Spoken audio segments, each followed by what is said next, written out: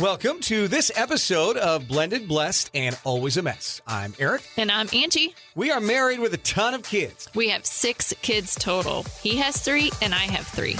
My name's Hallie and I love riding horses. I'm Lexi and I love agriculture. My name's Carter and I love eating. My name's Chase and I love lifting weights. My name's Summer and I love spending my parents' money. I'm Dane and I love baseball. Our show is about our blended, blessed, and always a mess life. And our hope is if you find yourself in the same situation we are in, that by sharing our story, all the fun and all the mess, the challenges we are experiencing, it will give you some inspirations, laughs, and community, knowing you are not alone in this mess. We appreciate you spending time with us. Let's dive in. Welcome to this week's episode of Blended, Blessed, and Always a Mess, where we continue to take field trips with our recording setup, because this week, you might remember about 2 months ago, we told you that we had a flooding accident in our basement. Well, the flooring, because of supply chain issues, has been on back order. It came in.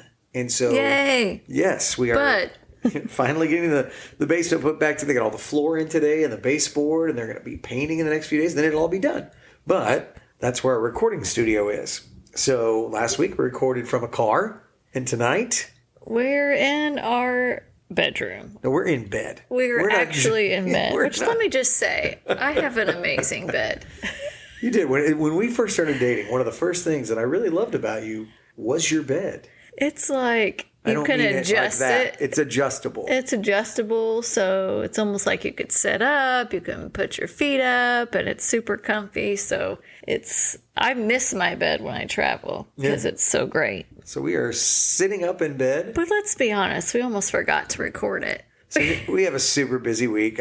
We feel like we say that every week. But Angie's leaving tomorrow morning for Houston because she has this huge women's event that she is helping to spearhead for her company. We're so proud of you. Our whole family is super proud of you. If you want to touch on it before we start. Yeah, obviously I'm in technology and it's predominantly male, right? I mean, across the board, there's not a lot of females in like any tech company, right? Yeah, right. It's like that across the board.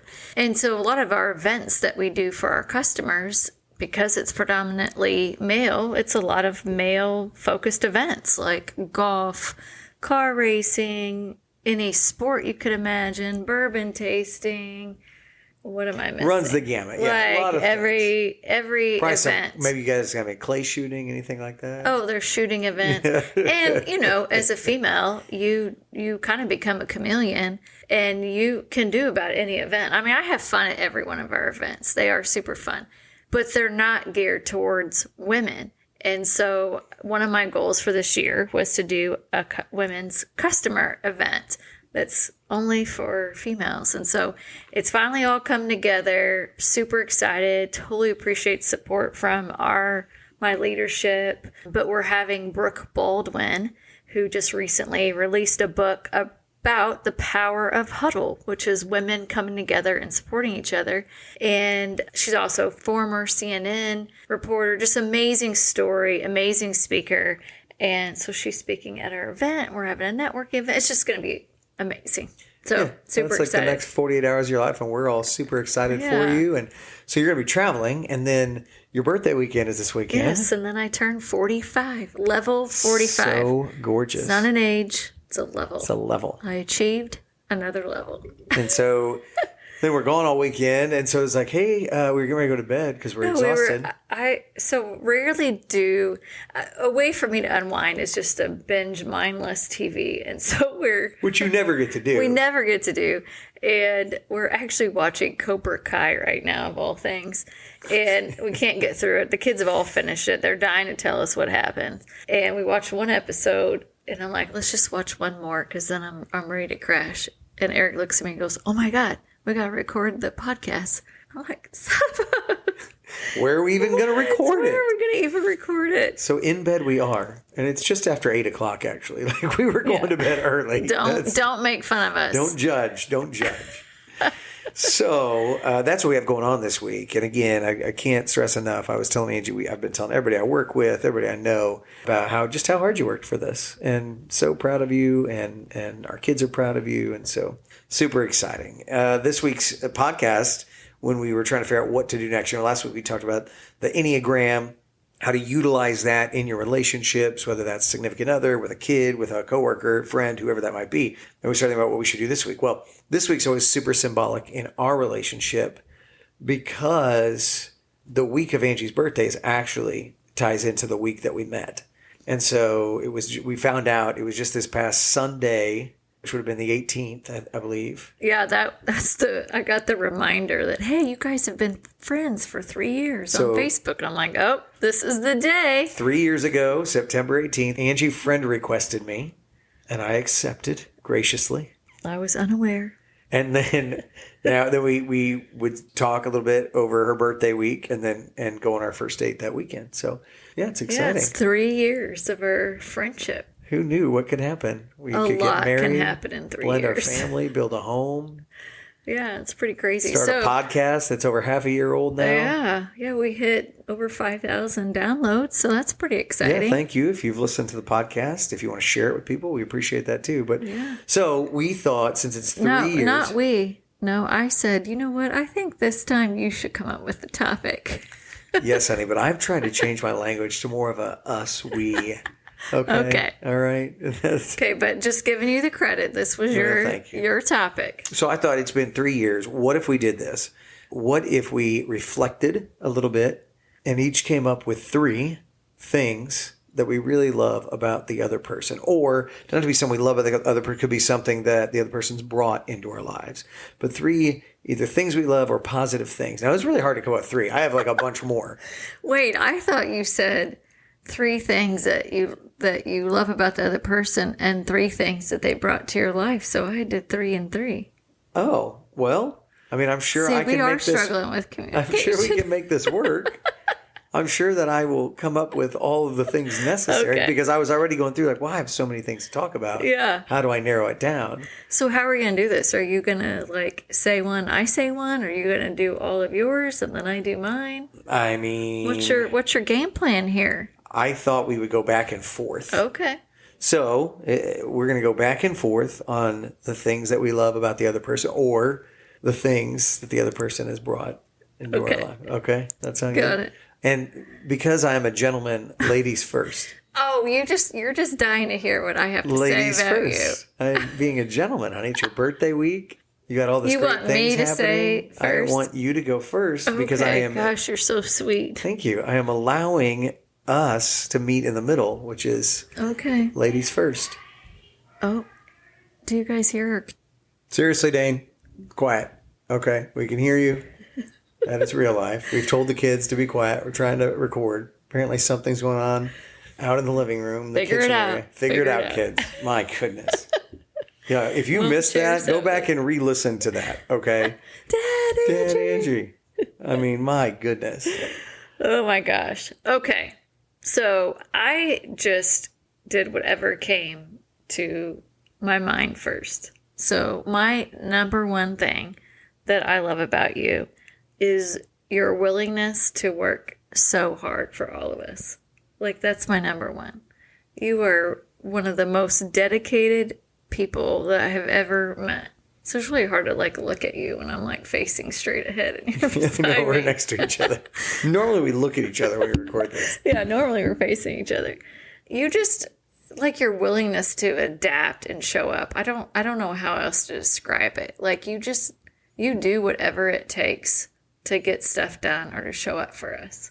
And I know I've said before in our podcast, like talking about your pursuit of me, that you're relentless, but relentless comes to mind too, of how you want to show up for us.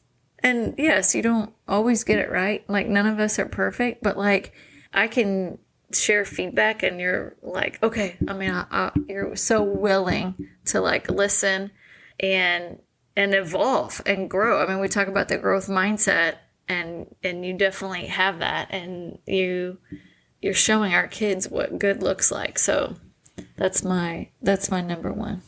I think I'm already going to like this podcast. This is really nice. If we go back to the Enneagram last week, one of my personality traits is, hearing these things. And it's, You do. I mean, dang, I like it. You show up so strong. And sometimes it's when you're not used to it. like it's hard to like adapt to. Like I see it even with my kids, they're just not used to someone showing up so strong.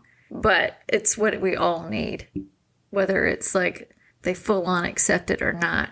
They know you're going to show up. Can I ask you what is a way that I show up for you and the kids that you appreciate? Well, I mean, I'll just give you examples, just like Dane and Summer, like today, right now, with just their sports and the coaching. Like you're like a coach at heart, and you're always like thinking about them and ways to help them grow, and just you're the laundry guy too. You're just always working so hard. I do so much laundry. He does so much. It's ridiculous. I should start a it literally business. is ridiculous how much laundry that he does. And it's nonstop. He's like constantly. Laundry always comes top of mind because it's like you live in the laundry room. I live in my office and you live in the laundry room. Oh, that's funny. Well, thank you. That's very kind. For me, the number one thing I love about you, and I tell people this all the time, it is your heart. From the moment that I met you, it was the kindest heart. I've said this on the podcast. Of anybody I've met since my dad died. And you give that not just to me, but to all of our kids. You give that to your team at work. You give that to your friends. You give that to your family. It's contagious. Like the way that you show up in that way for people with your heart, and how giving and kind, and you're always thinking about other people before yourself. It's contagious. It definitely makes me and our kids want to be better because you're so good. I really think that, like, you're so good. We want to be, lifts us up to want to be better. And I think I do. It's my favorite thing about you is how contagious your heart is, how good your heart is. When we first started dating, you didn't really go to church back then. It was just kind of something you were kind of out of. And I thought, I'm like, this is like the biggest Christian I've ever met. You talk about like, I do feel like I'm a Christian. The whole rigidness around church sometimes is a turnoff for me. Right, but I think that's why you love the crossing so much, because it's more about grace. Yeah. And it's more about a relationship with Jesus. And you, in many ways, exemplify what a Christian should be and who Jesus is and how kind and loving you are. I mean, that goes to like, if somebody's going through a hard time, you're like, hey, here's an extra couple $100 because you're like, that's how it should be. We have that. Well, let's give that to that person. I mean, it's not just money. I mean, it's other things too. They're going through a hard time. Let's just bring them a care package. And you do that continuously for people. And it just makes us all better. So that's my favorite thing about you. My turn. Oh, pick me. Please tell me something that you love about me. After this episode, we get this rid of is this the stuff. one you're going to replay.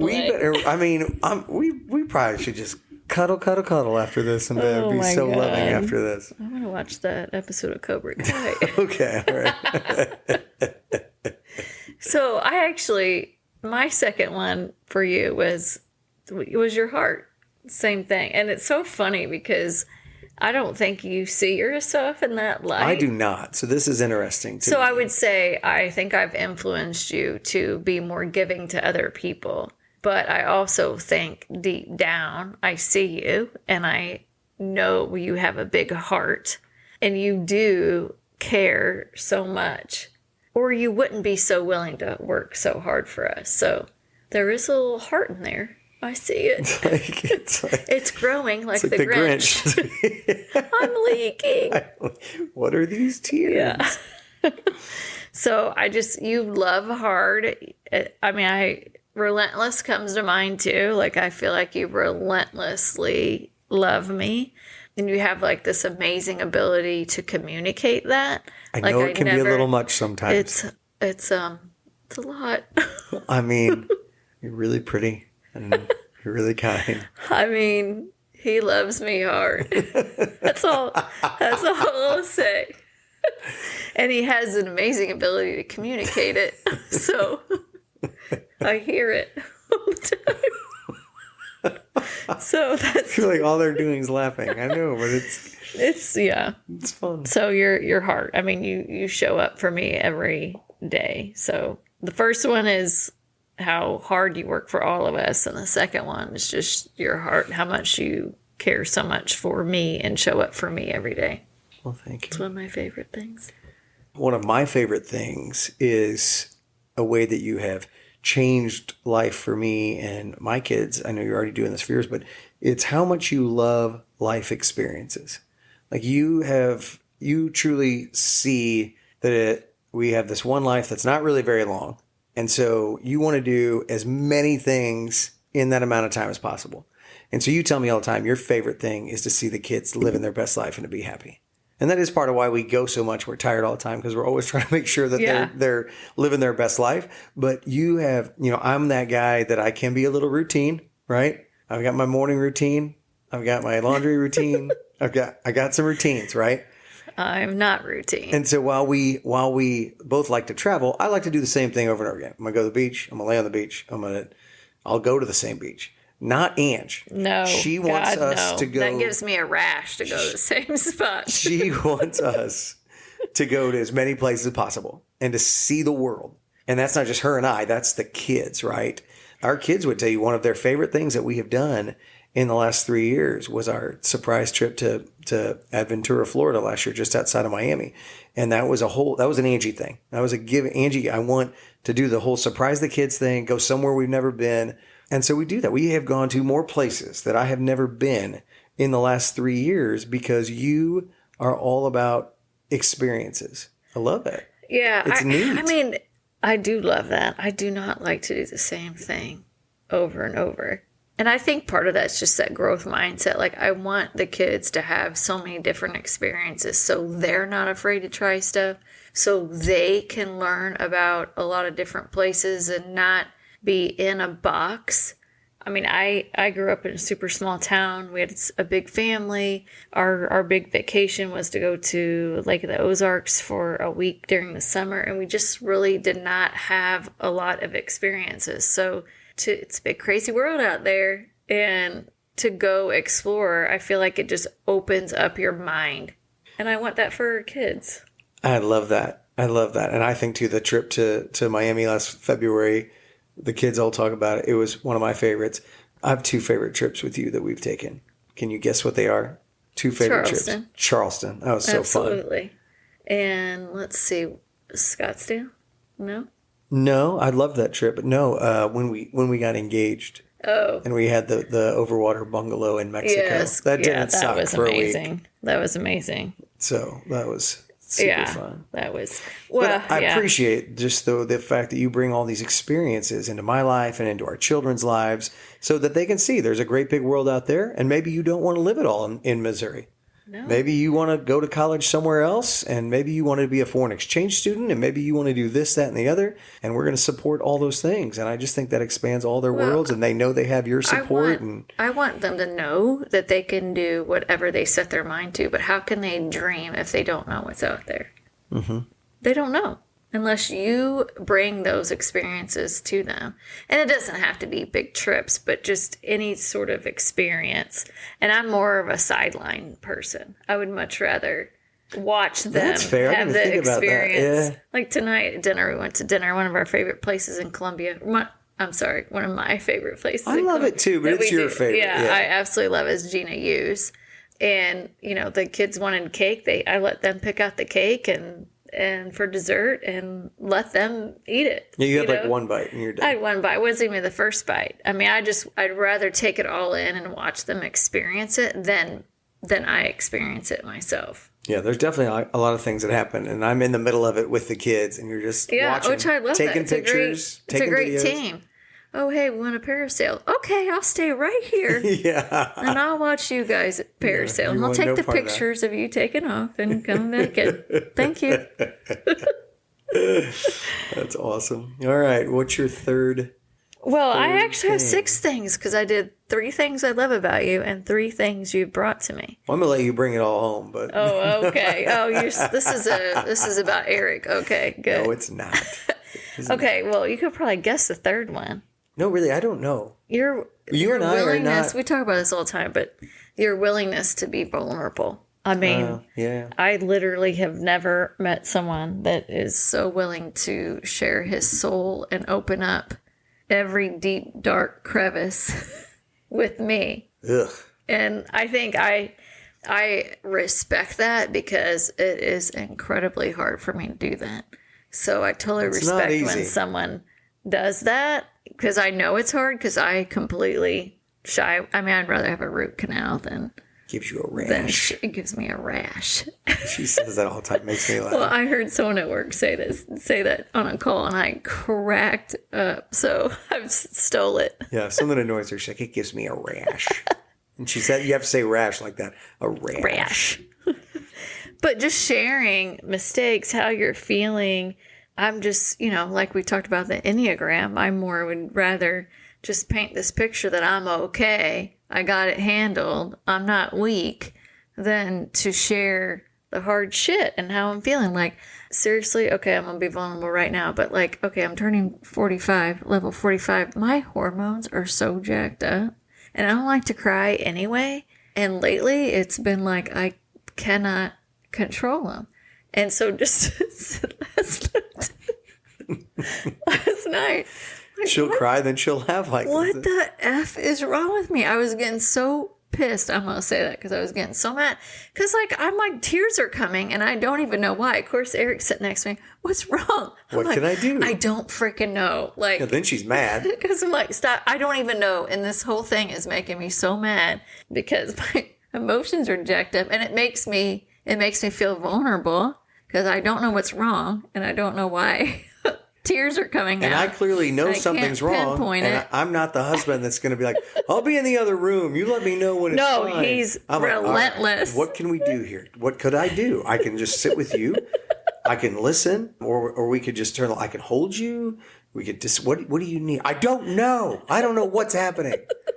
But I don't recommend, guys, if you're listening right now, I don't recommend Googling menopause. No, my God. And then telling your wife you Googled menopause. Don't do that. I think you have all the symptoms. I Googled it. Thank you. Don't do that. So you do think I'm crazy. So I don't think you're crazy. Menopause is a normal part of life. What I am saying is, guys, don't Google it and then tell. You can Google it. Yeah, just don't. But don't tell her that you Googled it. I was trying to be helpful. Mr. WebMD. Right? I was like, hey, is it possible? Because I Googled it. Don't do that. Okay? It's like if you're in a comedian show right now. I'm like, don't do that. And you're going to know why. But that was, but my whole point in bringing that up is that I was willing to sit with you and be, even though I was grumpy. I could have, my normal Angie would have just went in the bathroom and hid until I got it all under control. But I let you sit by me. Thank you. I was glad to sit with you. I was glad to be there. I showed you that I was upset for no damn reason. That's growth for you. That's really what I'm saying. Yeah. So that's why I appreciate your vulnerability because you would just be like, all in it, hey, here's exactly what I'm feeling. Yeah, if something's going on, I'm going to sit in it with you. Yeah. You got that going for you, whether you like it or not. Yes. Be like, oh, we could take it to an extreme. Be like, I'm stuck in some hot lava. I'm going to sit in that hot lava with you. It's going to be okay. I'm aware. I know you will do that. For me, the third thing that I love about you so much is how you have accepted all of my children like they're your own. And it's just blending families is hard, and you hear the horror stories. And sometimes you've seen the horror stories. And in this relationship from day one, we decided if we were going to go in, that it was all going to be equal. You have loved my 3 children like they're your own. I have never once thought that they have ever been slighted in any way, shape, or form, that they have ever been left out of anything. You are continuously showing up for them, helping Lexi pay college bills today. Always doing crap for Carter behind my back so that I don't know about Classic Carter. Classic Carter. He's just gone now. He just goes right to Angie if he wants something. He knows. Because he knows, yeah. He didn't want me to say no. He goes right to Angie. And for whether that's Dane, showing up for him at his baseball tournament last week when you were exhausted. I mean, you're always showing up for my kids. And for me, that means the world to me. It makes me love you more, seeing how they rely on you, how they trust you, all of those things it's fantastic for them, and it's amazing for me, and I love you for it, and I appreciate how hard you have loved my kids. All right, do you have 3 more for me? Because I have 3 more for you. Well, these are 3 things that I have brought to your life, correct? Yes. Go have at it. Get after it. I'm not saying I'm not chiming in here. All right. So number one, you actually kind of mentioned earlier, Okay. is faith. That you brought faith to me. Time out. I have to just say, I don't have that kind of power. The Lord used me as a tool in your life, I would say. God revealed himself to you when he was ready. And I'm glad to be a part of that journey. I see what you're saying. However, I do feel like you have brought faith into my kids and my life. So you could go to church all day long, but at home, you are leading our family from a faith perspective. You pray every time before we eat, whether we're at a restaurant or we're at home. You talk about it openly. It's awkward for me to talk about it openly. So that's you. That's you bringing that to our family. I mean, I love the church that we go to. I love the prayers around the dinner table, the ritual that we have after church where everybody shares what they've learned. Like, you're so good at leading our family in that way.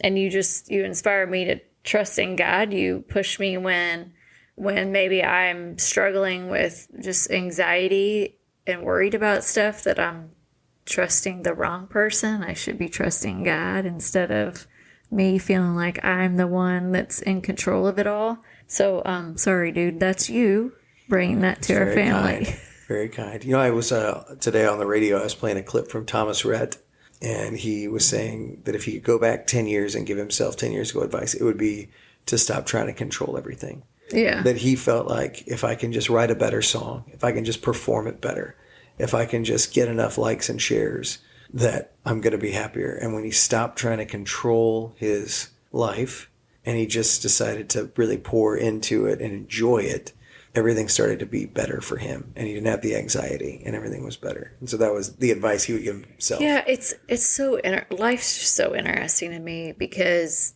it's weird at different times in your life where you really try hard to control something. Like, I feel like it ebbs and flows. And like, there's certain things that I'm like, you know what, I'm just going to put that out in the universe and just believe it's going to happen, and that happens. I have that mindset in a lot of different areas, but like, I feel like when it comes to kids, that's where I feel like I struggle the most from a control perspective, of knowing that balance between what your job and role is as a parent and how much you try to control versus trusting God in the whole process. So I feel like the control part of it and trusting God, it's so weird to me how there's certain aspects of my life that I'm like, yep, I'm letting it go and I'll just trust the process. And then there's other times where it's like, oh my God, I'm the one that has to figure this all out. Does that make sense? You don't have to. I know. No, I get it. We all go through it. It's not just you. There's a lot of people listening right now. They're like, oh, I struggle with that too. Mm-hmm. And it's not just you. Oh, I think sorry. you're an incredible Christian. Here. I have to go again? Oh, no, let me look at my list. You know what? I had a lot of things written down here. I didn't write down what you brought to my life, but what I would say, and we touched on it earlier, but I talked about how your heart is contagious, but you have taught me to give more and to pay it forward. It's that pay it forward attitude that you always have. And so I do give more at church than I ever have. I don't go to a charity event now that I don't give to. Mm-hmm. I don't go to events where people are asking for help, where I'm not like, well, we need to do that. I've been very blessed. And then not only that, but then you teach it to our kids. Like, you're continuously teaching the kids, we have a lot and we're blessed and we need to do this for other people. And so you have brought that aspect to my life, which goes back to my dad. He was always doing that for other people. And I struggled in that area. I mean, openly, if you are listening to the podcast, you don't know me. Angie talks like I'm this great guy. In a lot of ways I can be. I struggled as a giver. It was a struggle in my life. That's totally fair. It was a struggle for me to pay it forward until I met you. And now I find more and more. I mean, that's what we do. But what have you seen with that? God always rewards you in that in different ways. Like, I'm not saying, I gave some money, so then God gave me money back. That's not what I'm saying. I'm saying gave some money and then God rewarded our family by whether it was health or whether it was something wonderful that happened to one of the kids, there's always, good things are always happening when you do good for other people. That doesn't mean bad things aren't going to happen. No. We're not naive that way. But it also feels makes good. you feel good. That's my thing. Like, I also feel like if I'm stressed, doing something kind for another person, oh my gosh, it just puts life in a whole different perspective. Yeah. And it feels good. And you just have no idea. I mean, it's actually part of the sermon last week at church. I always want to call it a sermon. Do they say I call it a sermon. Yeah. About how just one small act is just like this whole effect. Chain reaction Of events that you never know how it really impacted somebody. And so I do want to instill that in our kids and you. But yeah, that's totally fair. You were definitely not a giver. Yeah, I wasn't good at that. And I appreciate you bringing that to my life. You have brought that to my life, and I'm so grateful that you have. So I will say this to you. We're over on time. So we can either do one more, or we can do them both and just do them faster. Okay, we can just do it faster. I'll say the last two. Being a protector. So you've brought that to our family. You bring a whole other level of protection that I don't think any of us have really experienced. And whether they like it or not, because I don't really know what that means exactly. I think it's just a general feel of like protection, right? Whether the kids like it or not. You just said this to Summer the other day, and how she did not know how to react. No. That you're like, if a boy is ever mean to you, I will come after them, and she's like, oh my gosh. But like, not going to physically harm them. I'm going to make sure that said boy would know, don't you ever treat my daughter that way again. Right. It's not okay. Right. I will not stand for it. But just that level of knowing that you are going to have our backs and you're going to show up for us. It kind of goes back to earlier point, but like, that is such a great feeling that I think some people don't have, right? And so to know that they've got this bonus dad or dad that is going to hardcore show up for them and protect them. Yeah, so if you are a young boy and you know how pretty my daughter Summer is, and you're listening to this podcast, some of you are.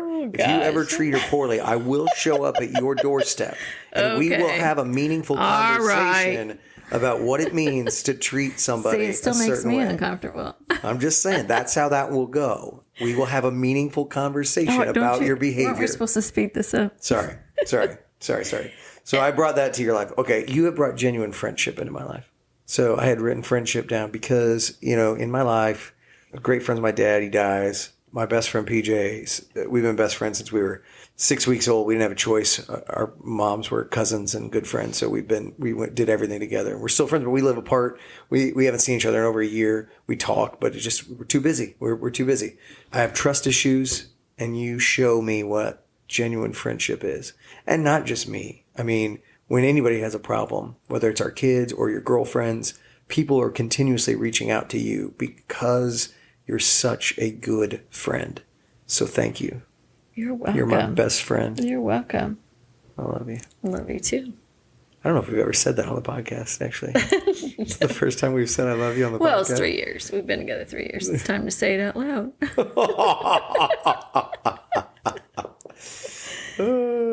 The last thing, and we'll go quick, but just family. You brought like a family life back to all of us. There's a sense of togetherness. I know we've talked about that team aspect that we want to create for our kids, but you've created structure in our home that we all needed it, whether we liked it or not. Oh. Uh-huh. Wow. Oh, you can cut that part out since we're short on time that I said that out loud. Probably not. Leaving that one in there. Yeah. I mean, I think at some point down the road, the kids will really appreciate the structure. At some point, when they have their own kids, maybe. Yeah, they'll mimic you. I have no doubt. So I appreciate that. The last thing that I really appreciate that you brought into my life, and this is important. Oh, boy. And I know clothing style. That is good. All the clothing, the way that she dressed. I'm her little Ken doll. He needed an upgrade. Good Lord. I'm her little Ken doll, and she just likes to dress me up. So I do love that. Thank you for that. My kids would second this. Grandma Alice's fried chicken. We really appreciate you bringing that into our lives. I knew it was my mom. We appreciate you bringing that into our lives. Grandma Alice showing up. Grandma Alice's She's a fried good chicken. add-on for you guys. She's a bonus. She's a bonus. And I was just having this conversation with the boys last night. About her fried chicken. No, we were talking about, we were at dinner. I was at dinner with the boys, and we were talking about boys are all kind of into girls a little bit. Talking about that. And then somebody said something about, well, I wonder what they look like when they get older. I'm like, well, so you want to look at their mom. I was saying Grandma Alice is in her 70s, and she's a pretty lady. I was like, I feel like I'm in a good shape with Angie. Yes. And Chase's like, gosh, Grandma is a pretty lady. And I was like, yeah, see? It's like, that's going to be your mom. I was like, so, when you're dating, these are things you can look at, boys. I don't know if I'm supposed to tell them that or not. But I mean, it's good advice. It's good advice, I guess. My mom is hot in her 70s. I hope I look like her. You do. So Angie she's having a birthday this weekend. Yeah. When this drops, she will just be celebrating, and I want you to know that we love you. We hope you have a wonderful birthday weekend, and we're all super, super proud of you for your event this week. Thank you. Can't wait to do it without you guys. Can't wait to do level 45 with you. Bring it. Guys, have a wonderful week. Thank you for letting Angie and I brag on each other tonight a little bit. That's good for our souls. It's good therapy. It's good. It's good for your. I think if you are in a spot, it's good to have it documented. So if I'm mad at you, I'll just go back and listen to this podcast. I just think you're listening. All relationships ebb and flow, right? When you take some time to think about what it is that you love about the person you're with and what they bring to your life, gosh, it feels good. It felt good to just think about the things I love about you. Guys, have a wonderful week, and we will talk to you next Sunday. God bless. Thank you for listening to Blended Blessed and Always a Mess. Follow us on Facebook, Instagram, and at blendedblessedalwaysamess.com. Reach out to us on any of our social channels. We would love to hear from you. Have a great week.